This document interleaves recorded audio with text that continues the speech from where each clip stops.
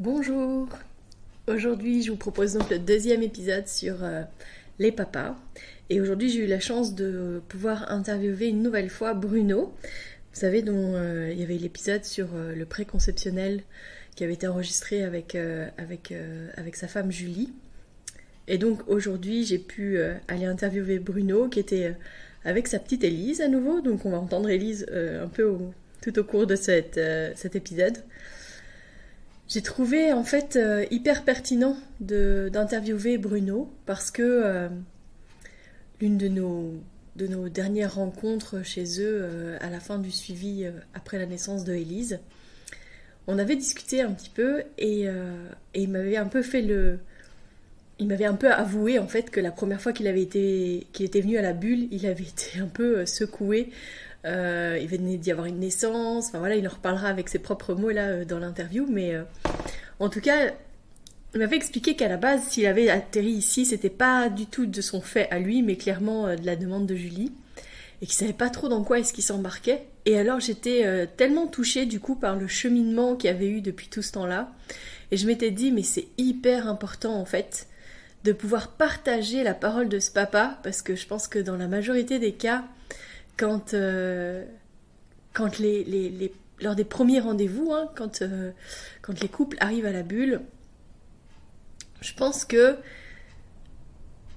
celui qui se pose le plus de questions, c'est quand même souvent le papa. Celui qui a un peu une réserve en mode pourquoi est-ce qu'elle veut faire ça comme ça, c'est quoi l'enjeu, enfin voilà.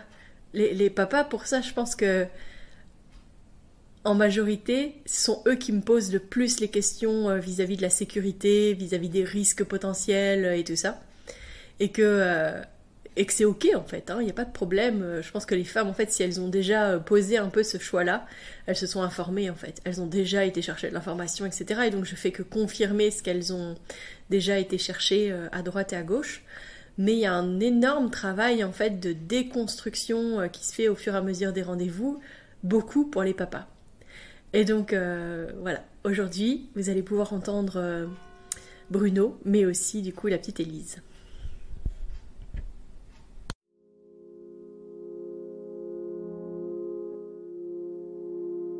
Bienvenue dans Bulle de Sage-Femme, le podcast qui déconstruit les croyances, démystifie les peurs sociétales, redonne toute sa place à la physiologie des femmes qui savent enfanter dans leur pleine puissance, mais aussi des bébés qui savent se mettre au monde.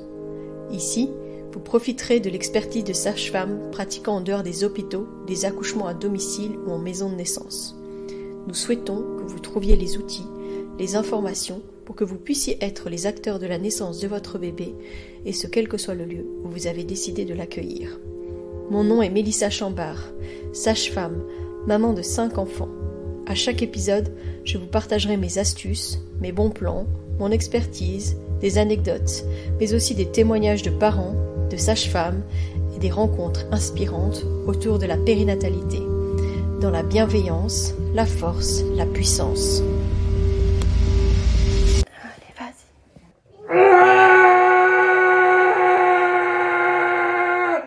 Bonjour Bruno. Bonjour Mélissa.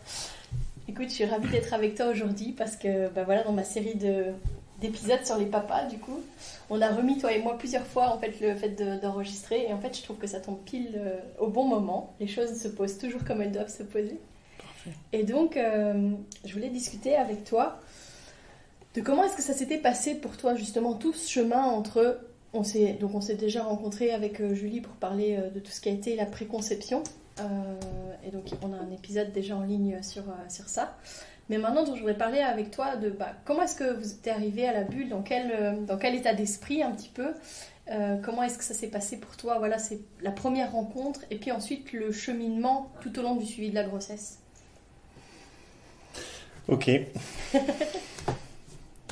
Bon, on a déjà parlé de la préconception. Effectivement, voilà, faire tout ce qui était en notre pouvoir pour le bien de notre futur enfant. Ça, c'était un élément très important pour nous dans notre rôle futur de parents. Mais effectivement, l'accouchement, Julie devait avoir sa petite idée, mais moi, j'ignorais, mais alors totalement, qu'il y avait autre chose que l'hôpital. Et du coup, moi, ça a été une découverte. Mais dans ma tête, il n'y avait pas d'autre choix. C'était l'hôpital, c'était la péridurale, c'était un accouchement classique sur le dos, jambes en l'air, machin. Pas parce que... Enfin, bref, non. J'ignorais simplement, tout bonnement, que ça existait. Quand Julie m'a parlé d'une maison de naissance, j'avais aucune idée de ce que ça pouvait être. Et je me suis dit, qu'est-ce que c'est que ce truc? C'est bizarre. Pourquoi elles font pas les choses comme tout le monde? Pourquoi on n'accouche pas à l'hôpital? Enfin voilà, quoi.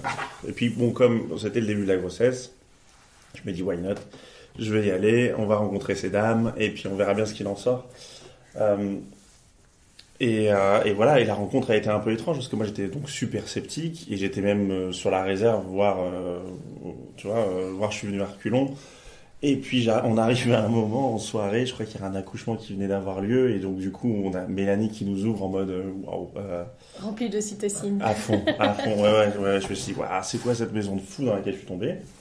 En réalité, on s'est installé, on a discuté, ben voilà, toujours sur la réserve.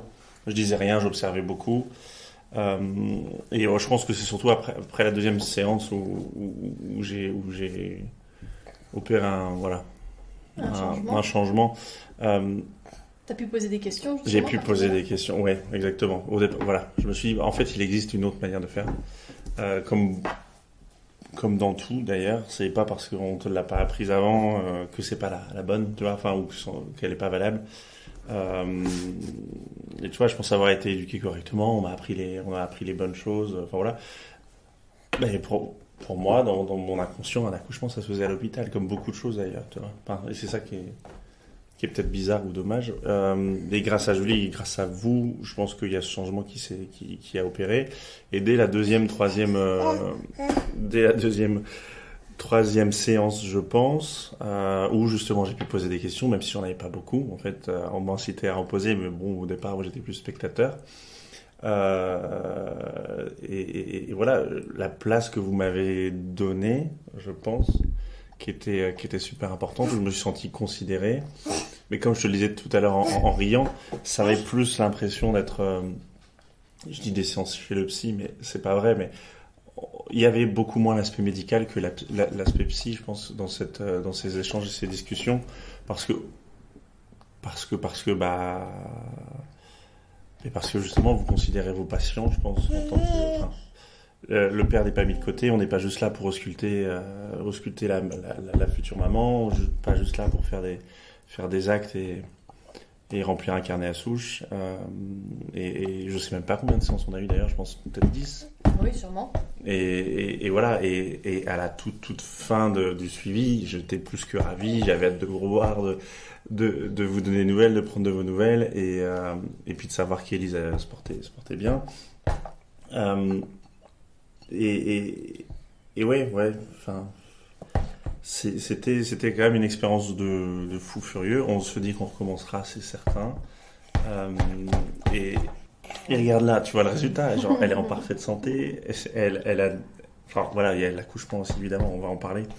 Mais voilà, ça c'est pour ce qui est du suivi. Pendant le suivi, c'est vrai que, allez, sur 1 heure de rendez-vous, on passe quand même la majorité du temps en fait à discuter avec vous. Donc tant qu'on n'est pas au moment où on commence vraiment la prépa, et on commence pas la prépa tout de suite. C'est vrai qu'on rentre beaucoup en contact avec vous, on pose beaucoup de questions, on interagit avec ce qui vient et avec vos besoins qui viennent sur le moment, mais c'est ce qui nous permet aussi de créer du lien. C'est parce que on a, dans ces moments-là, en fait, on crée du relationnel. Alors oui, ça peut avoir l'impression d'être chez le psy, mais on n'analyse pas, enfin voilà, mais par contre, on rebondit sur ce qui vient, on fait des liens. Et je pense que vous posez surtout des bonnes questions, même si effectivement il n'y a pas l'aspect analyse.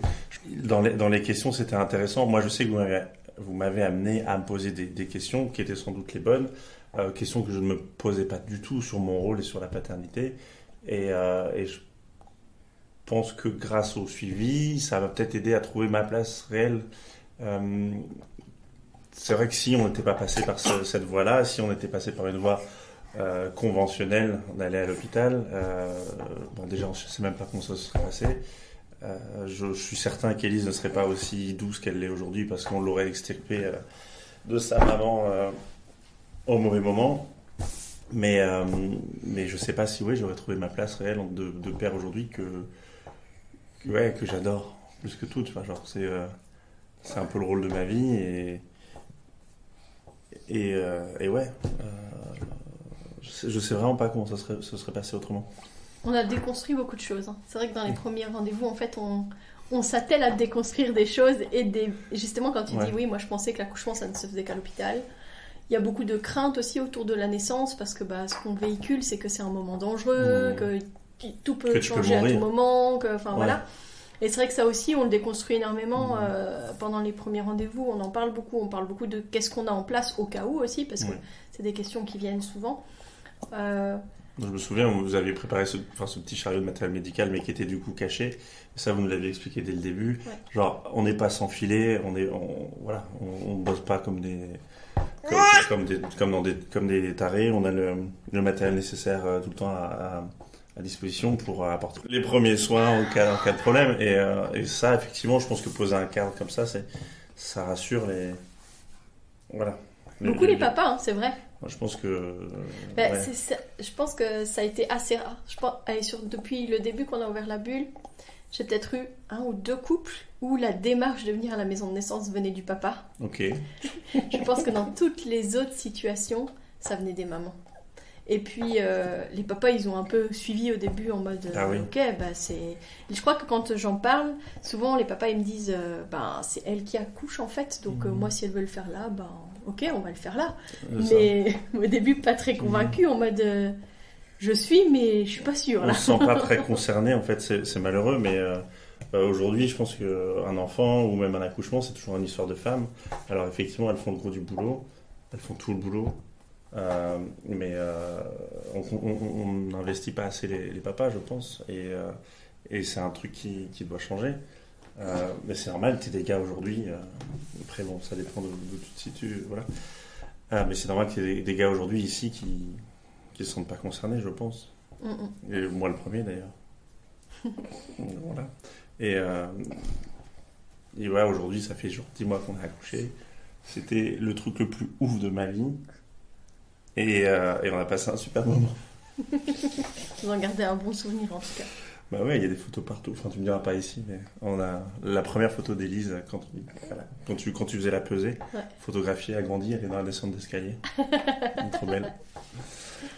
Et ben alors, génial ça. Ouais. Et justement, quand vous étiez dans la tente et tout ça, t'étais serein du coup de savoir que ça allait être là, t'avais gagné en confiance et t'y allais plus sereinement. Mais dans l'attente, aller dans... Ouais, j'étais excité, j'avais hâte. Mais je dis pas qu'avant j'angoissais, mais après je savais pas trop, donc voilà. Mais ce dont je me suis rendu compte, c'est surtout que j'étais vraiment dans l'ignorance la plus totale et qu'avec les connaissances, on va dire, que vous nous avez apportées, j'étais serein, ouais. J'étais en confiance et je savais que ça se passerait bien. J'avais surtout toute confiance en la maman, évidemment. Mais ouais, moi je suis arrivé serein. Sur la fin du processus, je suis arrivé serein. Le soir même, c'était une autre paire de manches, comme tu sais. Mais... Donc c'était une bonne blague quand même. Elle n'était pas très rassurée quand elle m'a appelé, mais c'était rigolo. Mais oui, mais bon, enfin voilà. Mais t'es revenu vite, hein. Ça t'a fait de revenir très vite. Oui, ça c'est certain. Ça c'est certain. C'était une soirée entre copains, c'était pas... Voilà. Mais... Non, bah oui. Oui, non, mais c'était, tu vois, je fêtais mes vacances parce que voilà. C'était ça l'idée aussi. On parlait de la préconception, tout le reste, machin, planification. Moi, j'avais posé du coup toutes mes vacances annuelles et j'avais gardé spécialement pour la naissance. Bon, mon petit chat. Ouais, donc, j'avais posé toutes mes vacances. Il m'en restait 3, en gros, toutes 3 semaines. Donc, j'avais 1 mois et demi, plus le congé paternité. Et l'idée, c'était de s'absenter du boulot au maximum pour justement épauler Julie, investir mon rôle de papa. Et, enfin bon, bref. Et donc, du coup, le soir de l'accouchement, moi, c'était 1 semaine avant la date prévue, ce qui fait que c'était la veille de mes vacances, ce qui fait que je buvais un verre avec mes collègues. Et donc voilà, Élise qui s'est pointée dans la nuit du 1er au 2 septembre dernier. Moi, j'étais pas prêt. J'étais pas prêt. Enfin, j'étais prêt, mais j'étais pas prêt. Physiquement, pas disposé à accueillir un enfant. Mais voilà. Mais elle t'a laissé le temps finalement. Ouais, bah Parce regarde. que dans mes souvenirs, quand vous êtes arrivés, en fait, Julie, elle avait déjà fait bien une bonne partie du travail. Ouais. Et puis, elle a eu des phases où elle a vraiment pu se reposer. Je pense que toi, t'as pu atterrir aussi. Et puis, ça s'est relancé. Et, Oui, ça t'a donné le temps quand même. parce que j'ai dû rentrer à 22h. Julie qui soufflait dans tous les sens, on a chronométré les contractions. Mais comme tu sais, elle n'était pas certaine d'accoucher ce jour-là, enfin le soir même. Elle me l'a encore demandé en salle de naissance, C'est enfin, ça. en chambre de naissance, quand je venais de l'examiner et que moi je savais qu'elle était déjà loin. Je me suis dit, c'est fou, elle doute encore. Ouais, parce qu'elle a fait tout le boulot pendant la journée, je pense. Et ouais, je crois pas qu'elle s'en soit rendue compte. Bah, elle a voulu vider le lave-vaisselle d'ailleurs au moment de partir, donc c'est qu'elle était vraiment pas dans le bon mindset. Et puis je sais pas à quel moment elle s'est dit go, c'est parti. Par contre, elle est arrivée dilatée à 7. Ouais. Et finalement, 6 heures après, ils étaient nés, même pas, je crois. Ouais. À 6 heures du matin, c'était 4 heures après. 4 heures de poussée. Ouais. Non, pas 4 heures de poussée. 4 heures de travail, Ouais. pardon. Oui, excuse-moi. Oui, et finalement, 6h02, 6h10, et ils est né. Ouais, c'était ouf. C'était ouf. Bon, on a eu de la chance, je crois, parce que c'était doux. Enfin, moi, à nouveau, hein, j'ai pas fait grand-chose, mais je pense avoir quand même avoir fait un truc, parce que tu vois, j'étais là, je pense, et je mérite pas une médaille pour avoir juste été physiquement présent, hein, mais j'ai accompagné, je pense, à ma manière, comme il fallait. T'as réussi à trouver ta place? T'as Je senti crois. que tu trouvais ta place ou tu t'es senti justement au contraire un peu perdu? Oh non, je suis pas perdu. Non. Puis vous étiez là, de toute façon, pour nous aiguiller, nous accompagner, comme vous l'avez fait tout au long du processus. Non, j'étais pas du tout perdu. J'avais aucune idée, en revanche, à nouveau, de ce qui arrivait. Ouais. Pour moi, quand la tête est sortie, il y avait le reste du corps, donc genre c'est allé durer 2 fois plus de temps. Et tu vois, et c'est au moment où, enfin bref, le franc est tombé et je me suis rendu compte que non, une fois que la tête était sortie, c'était fini. et du coup, parce qu'à nouveau, j'avais en tête qu'un accouchement ça durait des heures, une journée, voire plus. Et qu'en fait non, l'accouchement il dure le temps qu'il faut, et en tout cas j'imagine il est relativement rapide si justement t'es pas, enfin tu n'y arrives pas 48 heures à l'avance, quoi. Oui, il y a Tu un vois. peu de ça. C'est ça, comme on n'avait pas on savait que c'était notre moment et qu'il n'y avait pas d'obligation, il n'y avait aucun agenda à respecter, tu n'avais pas 8 personnes derrière toi ou 8 personnes que tu devais accoucher en même temps. Donc ouais, c'était exceptionnel, et je me souviens, donc 6h10, Élise qui est arrivée, on a fait tout ce qu'il fallait, couper le cordon, etc. À 9h du mat, on aurait pu rentrer chez nous. On était genre tellement bien. Et c'est vous qui nous avez dit, ben non, vous restez les gars, ça va pas. Pas aussi vite quand même. Donc oui, je disais que c'était chouette. Ouais. Donc toi, t'as trouvé ta place et tout ça. Et le moment de l'arrivée d'Élise, qu'est-ce que t'as ressenti justement? T'as compris qu'elle arrivait là, que c'était le moment, que nous on Oui. te disait qu'on commençait à voir ses cheveux, que... Oui, et puis quand la tête est sortie, on a entendu Élise, elle a gazouillé. Et puis après, tout est passé très vite. Moi, du coup, je me suis mis en face de Julie pour lui tenir les mains. Et oui, parce que du coup, elle était à genoux. Ouais, pas vraiment à genoux, en fait. Bah, elle était dessus, Mais elle était pas dans un lit, quoi. elle était accroupie à genoux devant toi en fait. Ouais, c'est c'est toi ça. qui étais devant elle. Et, Oui, moi j'étais devant elle, je vous lui étiez tenais les face à mains. face en Ouais. fait. Ouais. Et du coup, je pense que j'aurais peut-être aimé réceptionner le bébé. Mais voilà, ça, c'est juste que je n'osais rien faire parce que j'étais un peu tétanisé, j'avais peur de faire des bêtises, tu vois. Et sur l'instant, quand elle est arrivée dans mes bras, j'ai voulu aussi laisser Julie la prendre en premier, mais j'aurais voulu juste la serrer, mais voilà, j'aurais eu peur de faire n'importe quoi. Parce que oui, il y a tout l'aspect médical que j'ignore, pour le coup. Mais enfin voilà, quoi. Non, c'était juste fou. C'était juste fou. Et puis passer ce moment-là où elle est née, enfin, c'était un peu irréel. Je crois que j'ai pas tout de suite pris conscience de la réalité du truc. C'est arrivé bien après. Enfin, bien après, un peu après. Je crois qu'une fois qu'on a coupé le cordon et que je l'ai eu sur moi les premières fois, Là, c'est rentré. je crois. Qu'elle était là. Ouais. Et Je vous me aviez souviens, j'ai des traversé petites tout ça. photos en plus. Ouais, bah, c'était fou. Et puis on se regardait, on se disait, waouh, c'est bon, notre vie sera plus jamais la même, quoi. C'est foutu. Après, il y a aussi un avant et un après, juste du fait qu'on a passé une étape dont on ne parle pas tellement. Tu vois, l'accouchement, je crois que c'est tellement fort et puissant que c'est aussi transformateur, tu vois. C'est pas que le fait de devenir parent, c'est aussi tout ce travail-là, tu vois, tout ce que tu traverses.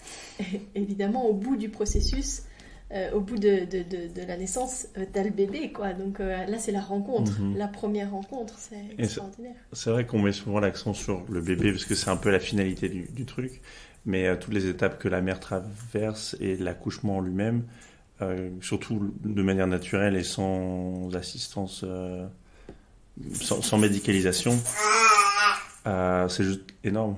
Parce qu'on aura tendance à réduire l'accouchement peut-être à un vulgaire acte médical en hôpital. En réalité, ce que déploie la femme pour laisser venir au monde l'enfant naturellement et seul, c'est juste exceptionnel. Et j'ai l'impression qu'après ça, Julie, elle peut endurer tout et n'importe quoi. C'est pour ça que je lui mène la vie dure. Toi, t'as une autre vision d'elle depuis l'accouchement? Je crois un peu quand même, il faut pas lui dire. D'ailleurs, Julie, si tu écoutes. Non, mais. Ouais. Je me dis, waouh, c'est ma femme, tu vois. Je l'ai épousée 2 fois, du coup. Mais. Pour de vrai, en vrai. Ouais, non, c'est vrai que c'est assez dingue. Assez dingue ce qu'elle a fait. Et c'est pas que j'en aurais pas cru capable. Et ce serait pas cool de dire ça de ma part, mais c'est. À nouveau, tu vois, pas la facilité, pas la voie de la simplicité. C'est des complications, c'est la douleur, c'est beaucoup de choses qu'elle s'est rajoutées pour le bien-être de notre fille, quoi. Tu vois. Aussi pour vivre pleinement la naissance. Être actrice de la naissance de votre bébé. J'imagine que ça doit être une expérience de fou furieux. Elle t'a donné toute sa place aussi. Ouais. Ah oui, clairement. Je pense que les photos, racontent cette histoire un peu. Enfin, pour couper ça n'a pas d'intérêt ce que je raconte, mais oui, j'ai vraiment ma place pleinement. Ouais. Mais c'est vrai que ces moments où j'étais allongé sous le lit avec elle, main dans la main, on s'est presque endormi entre 2 contractions, ou de pousser, je sais pas exactement ce qui s'est passé. Les deux. J'ai plusieurs photos de vous, effectivement, où vous dormez finalement. Ouais. Mais parce que ça veut dire que tout fonctionne bien, ça veut dire que le bain hormonal, il est bon, tu vois, et que justement, si vous arrivez à vous reposer entre 2 contractions, c'est hyper positif, en fait. Ouais, c'était fou. Et je me souviens, parce qu'on n'en voyait pas le bout, je savais pas combien de temps ça durerait, tu vois. Je me suis dit, waouh, j'aurais dû me changer, je sais pas, j'aurais dû prendre un pyjama, je savais pas du tout. Tu t'arrivais tout en blanc à une naissance. Ça, je me suis dit, il est optimiste quand même, il est tout en blanc. J'avais un pantalon beige. Et mais effectivement, tu vois, c'était la fin de l'été, donc les apéros entre collègues, enfin voilà, un petit chino beige et une chemise blanche, enfin classique, quoi, comme un apéro d'un jeudi soir. Mais bon, t'as réussi à J'ai pas taché la chemise. Non, tu es resté immaculé. Voilà. Exactement. Mais ouais, du coup, les photos sont belles. Et voilà. Oui, parce qu'on a fait des photos, ouais. Des super photos d'ailleurs. C'était avec Regard de zèbre. Oui. Super Delphine, si tu nous entends, Delphine, on t'embrasse. Donc voilà. Et puis après, il y a le postpartum, enfin l'après-naissance. Ouais. Donc vous étiez prêts limite à partir très tôt, et puis c'est nous qui avons un peu calmé vos ardeurs. Mais parce qu'on savait pas. Ouais, c'était. Je te dis, c'était doux, calme et chouette en même temps. On avait l'impression que tout s'était bien passé, et tout s'était bien passé. Et du coup, on savait pas trop quoi faire. Tu vois. Mais finalement, on a pris le temps de se reposer. On s'est fait livrer des sushis, c'était exceptionnel. On vous a retrouvés après votre rendez-vous, et puis on a pu sortir et rentrer chez nous. C'était assez dingue le fait de rentrer. Je crois que la première chose que j'ai faite, c'est ouvrir une bouteille de vin. J'ai ouvert une bouteille de vin. On a fait une petite photo avec Élise, sa première photo à la maison. Et voilà, c'était trop cool. On s'est vu ensuite, on vous alterniez pendant les premiers jours. Et puis après, on a commencé à espacer les visites. Surtout pour les soins de Julie. Et puis voir qu'Élise allait bien. Là aussi, c'était super chouette d'avoir l'après-accouchement, une sorte de débriefing, et puis même le suivi. S'assurer s'assurer que tout se passe bien, et ouais. Je suis désolé parce Elle fait bravo. Elle est elle fait super bravo. contente. Elle s'auto-congratule. Bravo ma fille. Donc oui, et l'après a été chouette. Et regarde, enfin, ça a été tellement chouette et l'expérience a été tellement folle qu'on en est encore là 10 mois après. Ouais. Tu vois. Et ta place de papa, justement, dans les premiers jours, comment est-ce que tu l'as vécu? Ma place à moi, c'était... Enfin, c'est celle que j'ai prise en tout cas, c'était assister Julie du mieux que je pouvais. C'était cuisiner, ranger, nettoyer. Et pour qu'elle elle puisse allaiter et qu'elle n'ait besoin de rien. Ça a été les premiers 2 mois, je pense, tant que j'étais là, en fait, avant que je retourne au boulot. Et c'était ça ma mission, en tout cas, la mission que je m'étais donnée. Et dès que je pouvais, j'essayais de prendre Élise pour qu'elle puisse dormir sur moi et essayer de soulager un peu Julie. Enfin voilà, passer un max de temps avec Élise, évidemment, mais surtout seconder Julie. Et ouais, c'était... Et oui, c'était ça, mon rôle de père. C'était quoi tes meilleures astuces? Je ne saurais pas te dire. Le portage? Le portage, mais ça arrivait après. Parce que ce qu'on avait, en tout cas l'instrument de portage qu'on avait, n'était pas forcément physio ou n'était pas destiné à un enfant si petit. Mais effectivement, toujours sur moi, dès que j'en avais l'occasion, avachie dans le canapé, elle était sur moi pour pouvoir dormir. Les petites astuces que j'avais pour être un super papa, c'était surtout bichonner maman, je pense. Faire en sorte que oui, elle n'avait besoin de rien et cuisiner, commander de la bouffe en ligne ou demander aux invités de venir avec à manger, quoi, pour nous. Mais ça a bien marché, même si au départ c'était un peu étrange. Quand j'ai demandé à mes parents d'amener de la bouffe, ma mère me dit non, mais on reste pas manger. Je fais, ma maman, la bouffe, elle est pour nous en fait. Tu vois, tu fais des portions, on congèle. Et elle dit ah ouais, et en vrai c'était top. Ouais. On a eu la moussaka pendant 5 jours, c'était trop bien. Et voilà. Vous aviez aussi fait appel à Nutrimum, non? Exact, Nutrimum Foods, ouais. Ça, c'est chouette. C'est vraiment trop cool. À 2 ou 3 reprises, on a un couple d'amis à Bruxelles qui nous avait offert la première box. Et puis après, on a fait appel à elle. Surtout quand j'ai repris le boulot, je lui ai recommandé pour pouvoir, elle, ne pas avoir à faire à manger quand j'en avais pas fait assez, par exemple, ou quand j'avais pas anticipé. Et donc, c'était sympa. Ouais. Vraiment, vraiment chouette truc. D'ailleurs, je crois que cette dame est en congé maternité. Oui, elle vient d'avoir un bébé, effectivement. Parce que c'est dingue, on a un autre couple d'amis qui va avoir un enfant et justement... vous lui offrir ça. Bah ouais, et on était trop dégoûtés, quoi. Bah bon, tant pis. Hein. Ouais. Tant pis. Chacun son tour, en fait. J'espère que quelqu'un cuisinera pour elle. Et donc oui, je pense avoir investi mon rôle de père pleinement. Grâce notamment, je pense, à l'accompagnement qu'on a eu, enfin, je pense que vous avez fait en sorte que je me sente pas mis de côté. Après, voilà, comme je t'ai dit, je pense que j'ai toujours voulu être papa. Et ouais, peut-être que j'étais prêt, j'en sais rien, mais en tout cas, grâce à l'accompagnement qu'on a eu, j'ai pu prendre ma place et j'ai jamais été mis de côté. Ouais. Me suis jamais senti, en tout cas, comme second rôle, ou en tout cas rôle de second plan. C'était...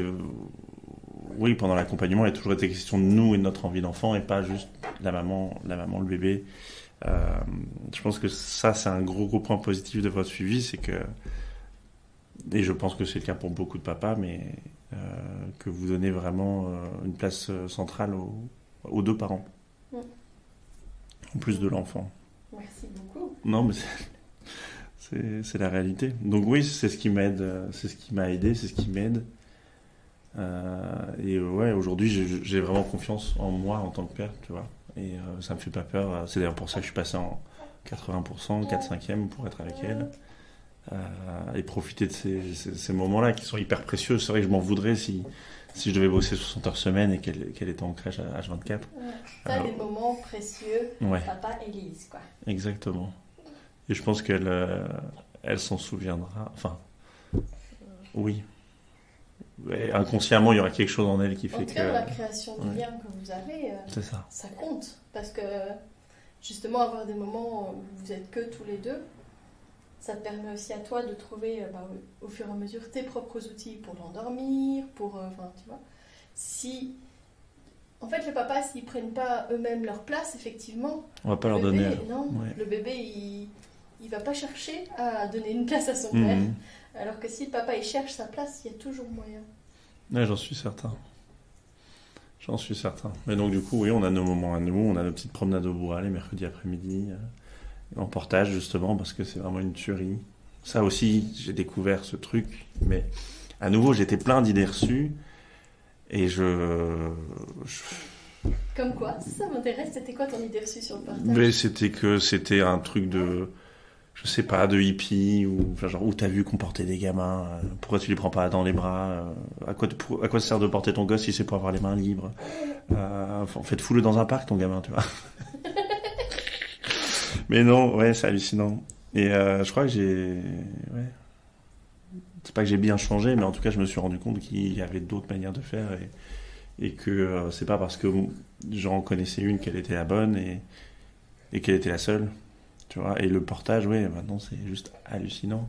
Dès que j'ai l'occasion, et tu verrais, dès que je sors ce petit truc en coton beige, là, elle le repère, elle sourit, elle est surexcitée.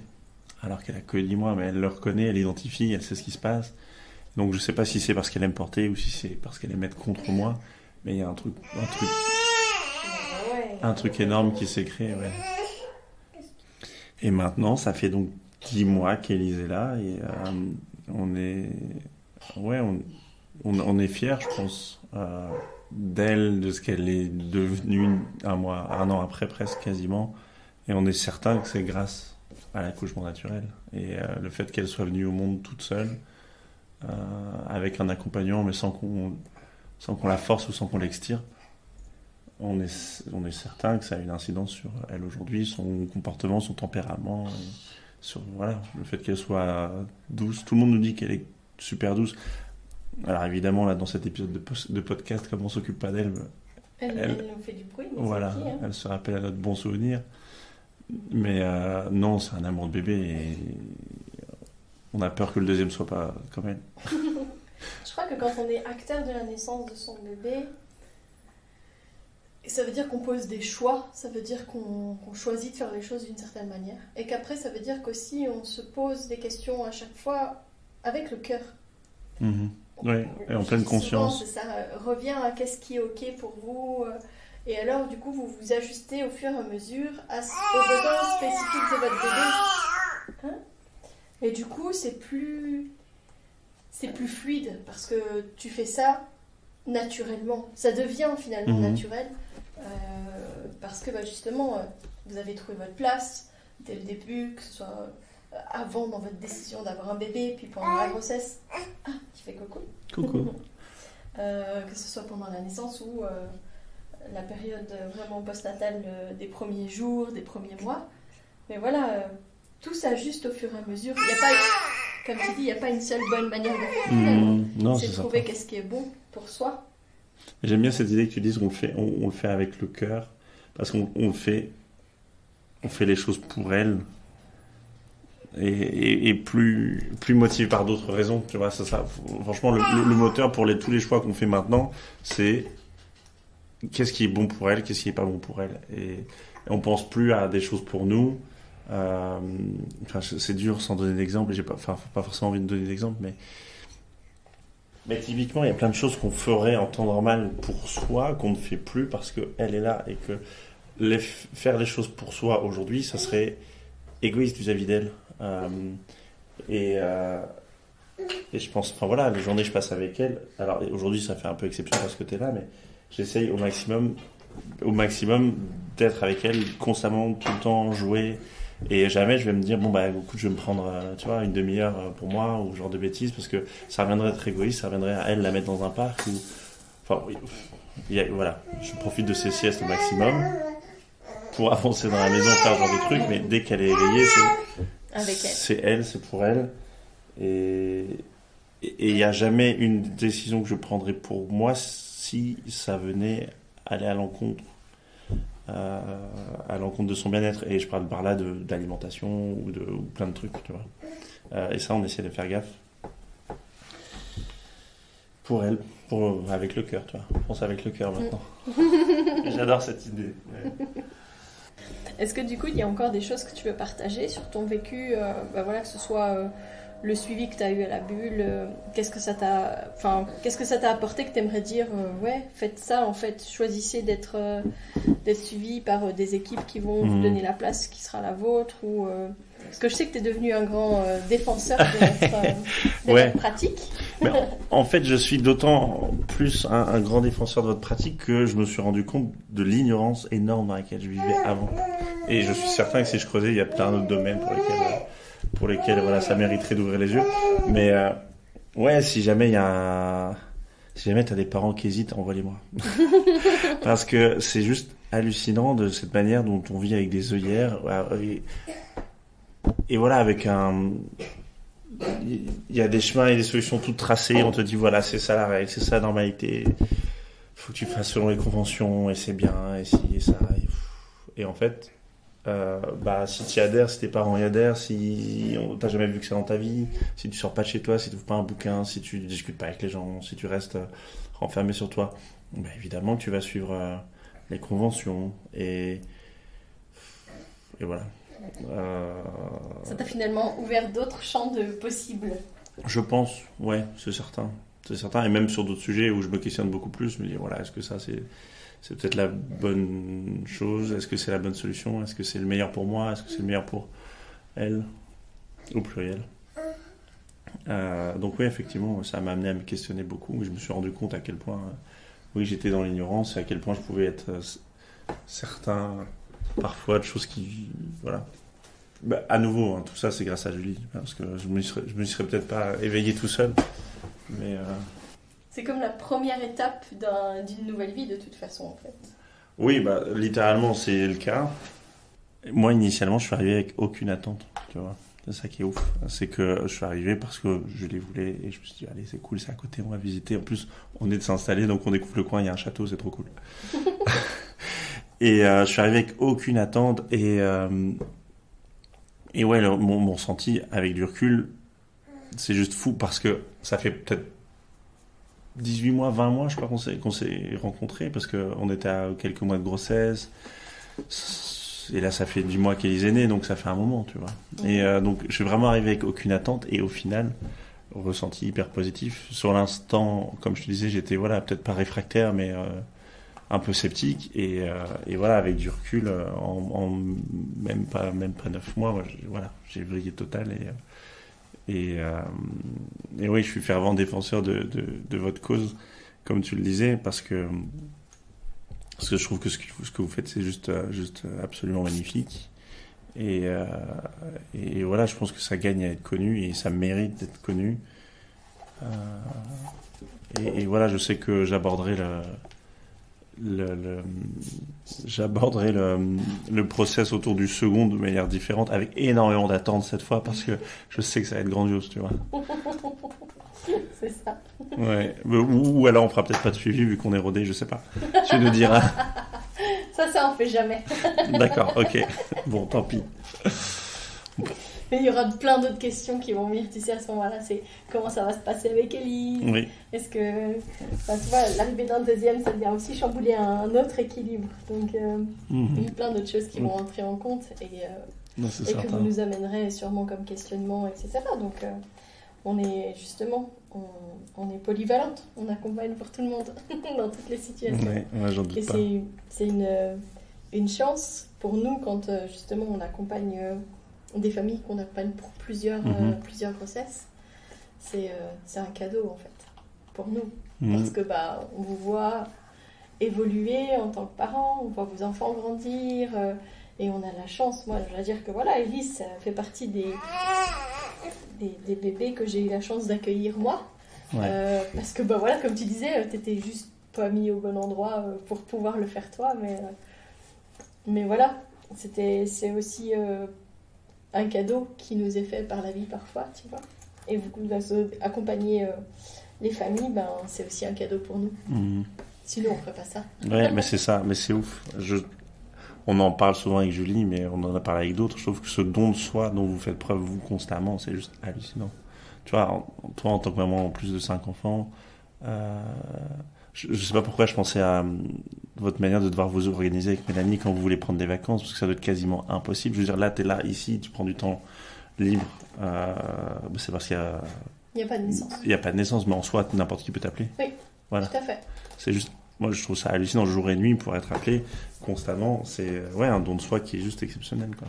Je me plais à dire ça quand les gens me disent on fait ça. Je dis oui, sauf accouchement. Et là, ils me disent quoi, t'es de garde? Je dis oui, mais je suis tout le temps de garde. C'est l'histoire de ma vie, en fait. C'est ça, oui. Donc si je m'arrêtais pour ça, je ne ferais plus rien. C'est la garde à vie. Donc faut apprendre, voilà, clairement. Après, ce qui est dur, tu vois, c'est que je me dis des fois, j'aimerais bien faire un truc avec Mélanie. Eh ben non. Mais c'est plus compliqué parce que, voilà, comme on est soit l'une soit l'autre de garde, on a un peu des difficultés à faire ce genre de trucs, quoi. Peut-être qu'un jour vous aurez l'occasion, s'il y avait une troisième titulaire, mais ça voudrait dire faire confiance, lâcher prise. On va le faire. On va le faire parce qu'on ne peut pas rester à deux comme ça, à vitam. Mais on a par exemple, on avait reçu un massage d'une patiente et on a dû le postposer parce qu'il y a eu une naissance. Ah, mince. Et quand j'ai appelé, la dame n'était pas du tout contente alors que je lui ai dit mais vous vous souvenez pas, je vous avais dit qu'on était sage-femme toutes les deux et qu'on risquait d'être appelés. Oui, je le change une fois, mais pas deux. Hein. Oh, pas cool. Donc après, on a vraiment serré les fesses pour être sûr de pouvoir aller à ce massage. C'est pas vous, du coup, qui avez serré les fesses. Mais... non, il n'y a pas eu de bébé à ce moment-là. On a pu quand même le faire, mais c'est pas toujours évident, effectivement. Mais voilà. Mais donc, nous, on est super contents, en tout cas, d'accompagner les familles, d'accompagner les papas. C'est vraiment important pour nous de donner toute la place aux papas ou aux coparents, hein, tout simplement. Mais c'est vrai que dans ces épisodes sur les papas, c'était important pour moi de t'interviewer parce que j'avais beaucoup aimé cette fois où on a discuté, où tu m'as dit, mais la première fois que je suis venue, je me suis demandé ce que je foutais là, quoi. Je me suis dit, mais où est-ce qu'elle m'a entraînée? Pourquoi est-ce qu'on est là, quoi? Effectivement, en plein milieu d'un accouchement, avec... Ouais, et puis même le lieu est assez exceptionnel, c'est... Je me suis réellement demandé. Non, pas du tout. Non, vraiment pas. Au milieu d'un village. Ouais. L'église, la maison, le truc, les marches en hauteur. J'avais pas vu. Enfin, j'avais peut-être pas le drapeau de la cigogne, j'en sais rien, mais ça aurait, je pense, rajouté. Tu vois Non, dingue. Dingue, mais en tout point, parfait, je pense. Donc voilà, avec du recul. Pas de regret, aucun regret. Et d'ailleurs, on peut prendre date pour numéro 2, je pense. Si on pense une conception en décembre, ça veut dire que en septembre prochain. Non, je plaisante. On sera là quand vous aurez besoin de nous. Voilà qui clôture bien cet épisode. J'espère que ça vous a plu. J'espère avoir l'opportunité de faire le dernier épisode cette semaine. Et sinon, ce sera postposé peut-être d'une semaine. Ce 3e épisode, en tout cas, sortira, ça c'est sûr. Et d'ici là, je vous dis à la semaine prochaine. Si vous souhaitez échanger à propos des différents sujets abordés dans ce podcast, vous pouvez interagir sur les posts dédiés à chaque épisode sur nos réseaux sociaux Facebook et Instagram. Vous pouvez également me joindre par email à melissa.chambard@gmail.com. Je serai également ravie de collaborer avec vous, que ce soit pour un témoignage, une rencontre ou pour savoir quel sujet vous intéresserait à l'avenir. Je vous invite à vous abonner pour ne rien louper des prochains épisodes, mettre des étoiles, des commentaires et surtout à partager pour faire rayonner, voyager ce podcast, pour démystifier l'accouchement en dehors de l'hôpital, parler de ses suivis, de ses naissances et continuer à accueillir en douceur les adultes de demain.